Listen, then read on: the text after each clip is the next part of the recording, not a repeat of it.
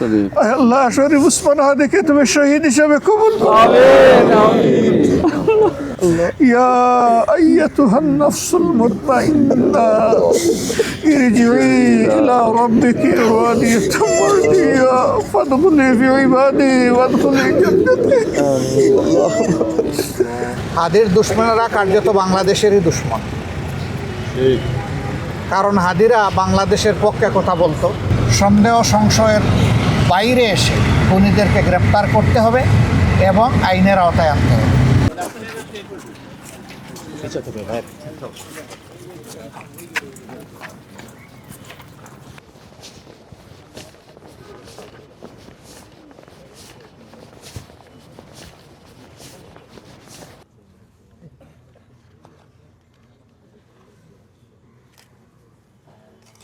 والصلاة والسلام على رسوله الكريم وعلى آله وصحبه وأهل بيته. ربنا ظلمنا أنفسنا وإن لم تغفر لنا وترحمنا لنكونن من الخاسرين. ربنا آتنا في الدنيا حسنة وفي الآخرة حسنة وقنا عذاب وقنا عذاب القبر وقنا عذاب يوم الحشر. آمين. اللهم وقنا عذاب الفسق.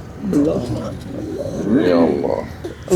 يا أيتها النفس المطمئنة ارجعي إلى ربك راضية مرضية فادخلي في عبادي وادخلي جنتي. আল্লাহ এই দুনিয়া থেকে উঠাই দেওয়ার সময় এই কলিমা শুনাইয়া দিও আল্লাহ। আল্লাহ তোমার এই পবিত্র কালাম শুনাই আমাদেরকে নিও আল্লাহ। আল্লাহ আজকে আমরা এখানে হাজির হয়েছি তোমার গুলামের জন্য, তোমার কাছে চাইতে। আল্লাহ আমাদের অন্তরের কি আরজ কি নিবেদন তুমি জানো। তুমি আলিম বিজাতিস সুদূর। ইয়া রাব্বুল আলামিন আমাদের ভাইটাকে তুমি ক্ষমা করে দাও। আল্লাহ শরীফ উসমান হাদিকে তুমি শহীদ হিসেবে কবুল করো। ইয়া আল্লাহ তার কবরটাকে তোমার জান্নাতের নূর দিয়ে প্লাবিত করে দাও। ইয়া রাব্বুল আলামিন তার কবরের সাথে মাবুদ জান্নাতের একখানা জানালা খুলে দাও। আল্লাহ দুনিয়া বড় সাদামাটা জীবন যাপন করেছে। আল্লাহ গুলিবিদ্ধ হওয়ার রাতে তার বাসায় গিয়েছিলাম। আল্লাহ এই পর্যায়ের একটা মানুষ এত সহজ সরল জীবন যাপন করে না। আল্লাহ রব্বুল আলামিন সে পেরেশান ছিল জাতির মুক্তির জন্য। আল্লাহ তুমি তাকে মুক্তি দিয়ে দাও। আল্লাহ তার যে আকাঙ্ক্ষা, এই আকাঙ্ক্ষা বাস্তবায়নের যে জুয়াল আমাদের গাড়ে পড়েছে এটা বহন করার তৌফিক দান করো। আল্লাহ এই জাতির পূর্ণ আজাদের জন্য তাদের লড়াই ছিল। আল্লাহ আমাদের যুবকদের কলগুলা কলিজাগুলাকে তুমি মাবুদ যৌবনের শক্তি দিয়ে পরিপূর্ণ করে দাও। আল্লাহ ইমানের শক্তিতে বলিয়ান করে দাও। আল্লাহ দেশপ্রেম দিয়ে ভর্তি করে দাও। আল্লাহ বাত ব্যথা, প্যারালাইসিস কিংবা আর্থ্রাইটিস, আধুনিক ফিজিওথেরাপি ও পুনর্বাসন চিকিৎসায় নির্ভরযোগ্য নাম ডিপিআরসি।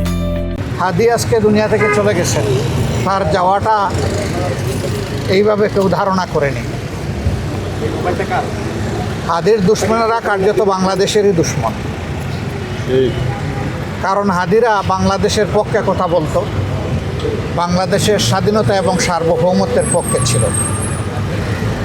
হাদিরা আপন সংস্কৃতির কথা বলতো, হাদিদের উচ্চারণ ছিল অপসংস্কৃতির বিরুদ্ধে। হাদিরা কোটি তরুণের প্রাণে দ্রোহের আগুন জ্বালিয়ে দিয়েছিল।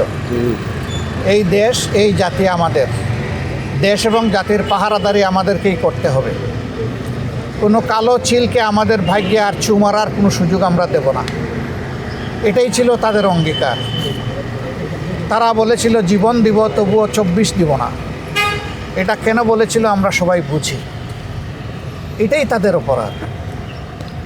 তারা কারো দিকে অন্যায়ের হাত বাড়ায়নি, কারো উপর জুলুম করেনি। হাদি আজীবন ইনসাফের কথা বলে দিয়েছে।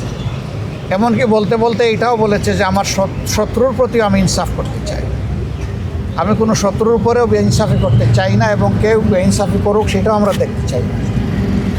এমনই একটা নির্মল চরিত্রের ছেলে যে আসলেই অনেকের অন্তরে জায়গা করে নিয়েছিল, এবং অনেকের ভালোবাসাটাই সম্ভবত তার জন্য কারো কারো ক্ষেত্রে সহ্য করা কঠিন হয়ে গিয়েছিল। এজন্যই তারা ষড়যন্ত্র করে দুনিয়া থেকে তাকে উঠিয়ে দিয়েছে। কিন্তু যারা বিপ্লবী তাদেরকে খুন করে বিপ্লবের চেতনাকে খুন করা যায় না, বরঞ্চ সেই চেতনা আরও ছড়িয়ে পড়ে। গতকালকের জানাজা সারা দুনিয়া প্রত্যক্ষ করেছে, এবং আমরা মনে করি সারা দুনিয়ায় জানাজার সাথে মানসিকভাবে সম্পৃক্ত ছিল। আমরা শপথ নিতে চাই, আল্লাহ তাআলা যে দেশে আমাদেরকে পয়দা করেছেন, এই দেশ এই জাতির জন্য আমাদের সর্বোচ্চটুকু দিয়েই আমরা লড়ে যাব ইনশাআল্লাহ। এবং আমরা আশাবাদী এই জাতি ইনশাআল্লাহ সব ধরনের ফেসিবাদের কবল থেকে মুক্ত হবে, ইনশাআল্লাহ। সব ধরনের অন্যায় অবিচার থেকে মুক্ত হবে, বৈষম্য থেকে মুক্ত হবে, দুর্নীতির কোরাল গ্রাস থেকে মুক্তি পাবে। আমরা দুর্নীতির সেই দুর্ভেদ্য জাল বেড়া একবারেই ভেঙে তছনছ করে দিই ইনশাআল্লাহ। এ পর্যন্ত আমাদের লড়াই অব্যাহত থাকবে ইনশাআল্লাহ। তাহলেই হাদি এবং হাদিদের আত্মা শান্তি পাবে। এই 24-এ যারা জীবন দিয়েছে, যারা লড়াই করে দুনিয়া থেকে বিদায় নিয়েছে, আল্লাহ তাআলা তাদের সকলকেও হাদি সহ শহীদ হিসাবে কবুল করুন। আমিন। যারা আহত পঙ্গু হয়ে বেঁচে আছেন, আল্লাহ তাআলা জীবন্ত এই শহীদদেরকে তার খাস কুদরত থেকে সাহায্য করুন, এবং এই জাতিকে তাদের থেকেই প্রেরণা নিয়ে নিজেদের কর্তব্য আদায়ের তৌফিক দান করুন। আজকে রাজনৈতিক দলগুলোর উপর অনেক বড় দায়িত্ব।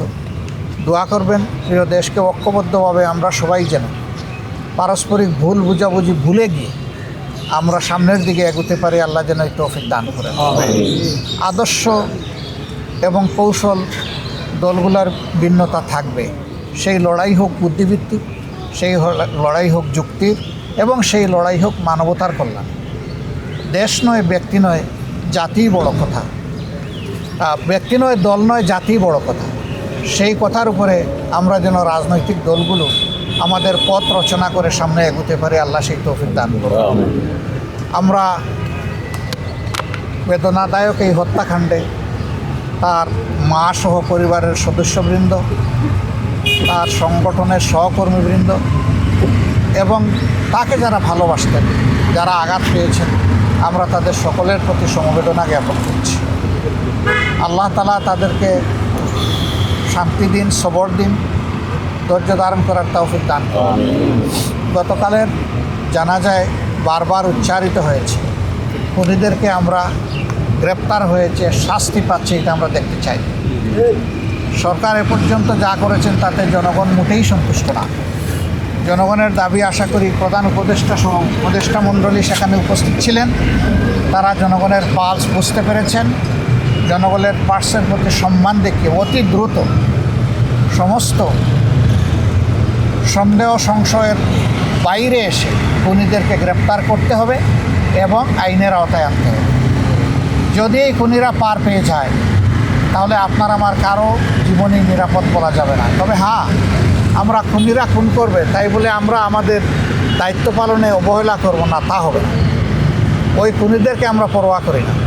আমরা বিশ্বাস করি যিনি আসমান জমিনের মালিক তিনি আমাদের জীবনেরও মালিক।